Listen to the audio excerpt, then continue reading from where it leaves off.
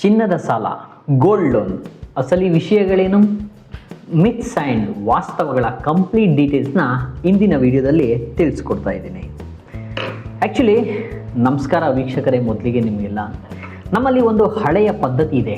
ಮನೆಯ ಅಕ್ಕಿ ಡಬ್ಬಿಯಲ್ಲಿ ಹಣ ಇಡೋದು, ಜಮೀನು ಕೊಳ್ಳೋದು ಅಥವಾ ಮನೆಗೆ ಬೇಕಾದ ವಸ್ತು ತಗೊಳ್ಳೋದು. ಆದರೆ ಇವೆಲ್ಲದರ ನಡುವೆ ನಮಗೆ ಅತ್ಯಂತ ನಂಬಿಕಸ್ಥ ಹೂಡಿಕೆ ಅಂದರೆ ಅದು ಚಿನ್ನ. ಹಿರಿಯರು ಯಾವತ್ತೂ ಹೇಳ್ತಾರೆ ಚಿನ್ನದ ಮೇಲೆ ಹೂಡಿಕೆ ಮಾಡಿ ಅಂತ. ಅದು ನಿಜ ಕೂಡ.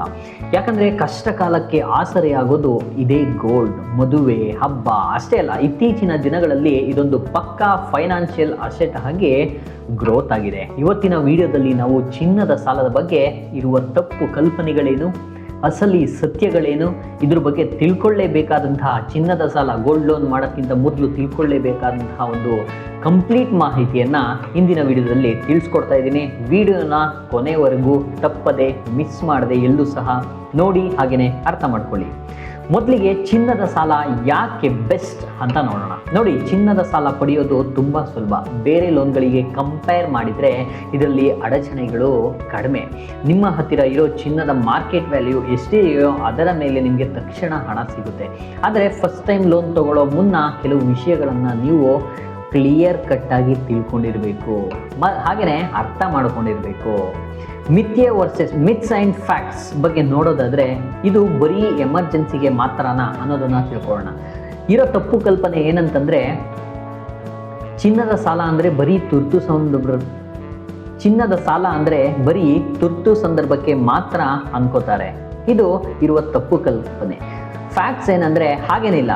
MSME ಉದ್ದಿಮೆದಾರರು, ರೈತರು, ವರ್ತಕರು, ಕೆಲಸಕ್ಕೆ ಹೋಗೋರು ತಮ್ಮ ಬಿಸ್ನೆಸ್ಸನ್ನು ಎಕ್ಸ್ಪ್ಯಾಂಡ್ ಮಾಡಲಿಕ್ಕೆ ಅಂದರೆ ವಿಸ್ತರಣೆ ಮಾಡಲಿಕ್ಕೆ ಅಥವಾ ಪರ್ಸನಲ್ ನೀಡ್ಸ್ಗೋಸ್ಕರ ಇಟ್ಕೊಂಡು ಈ ಸಾಲ ಪಡಿತಾರೆ. ಇದು ತಿಳಿದಿರಲಿ ನಿಮಗೆ. ಸಿಬಿಲ್ ಸ್ಕೋರ್ ಚೆಕ್ ಮಾಡೋ ತಲೆನೋವಿಲ್ಲದೆ ಸುಲಭವಾಗಿ ಹಣ ಪಡೆಯಲು ಇದೊಂದು ಬೆಸ್ಟ್ ಆಪ್ಷನ್ ಅನ್ನೋದು ನಿಜವಾಗಿದೆ ಆ್ಯಕ್ಚುಲಿ.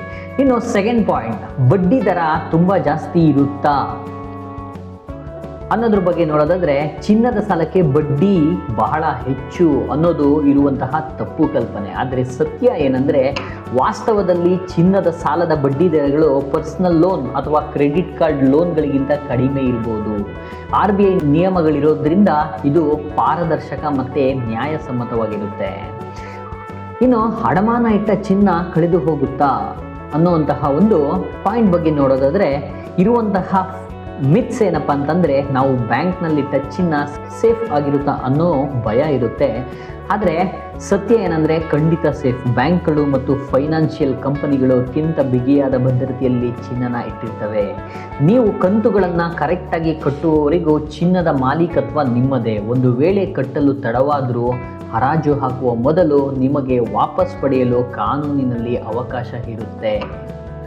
ನಾಲ್ಕನೇ ಪಾಯಿಂಟ್ ನೋಡೋದಾದರೆ ಇದು ಬರೀ ಅಲ್ಪಾವಧಿಗೆ ಮಾತ್ರನಾ ಅನ್ನೋ ಪಾಯಿಂಟ್ಗೆ myths.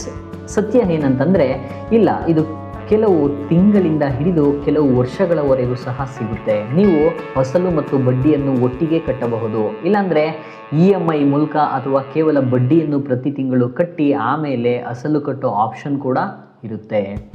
Point number 5, credit score ಮೇಲೆ ಏನು ಪರಿಣಾಮ ಬೀರುತ್ತೆ ಅನ್ನೋದನ್ನು ತಿಳ್ಕೊಳ್ಳೋದಾದರೆ ನೀವು ಈ ಸಾಲವನ್ನು ಕರೆಕ್ಟಾಗಿ ಮರುಪಾವತಿ ಮಾಡಿದರೆ ನಿಮ್ಮ ಕ್ರೆಡಿಟ್ ಸ್ಕೋರ್ ಅನ್ನು ಇಂಪ್ರೂವ್ ಸಹ ಮಾಡ್ಕೋಬೋದು, ಇಂಪ್ರೂವ್ ಸಹ ಆಗುತ್ತೆ.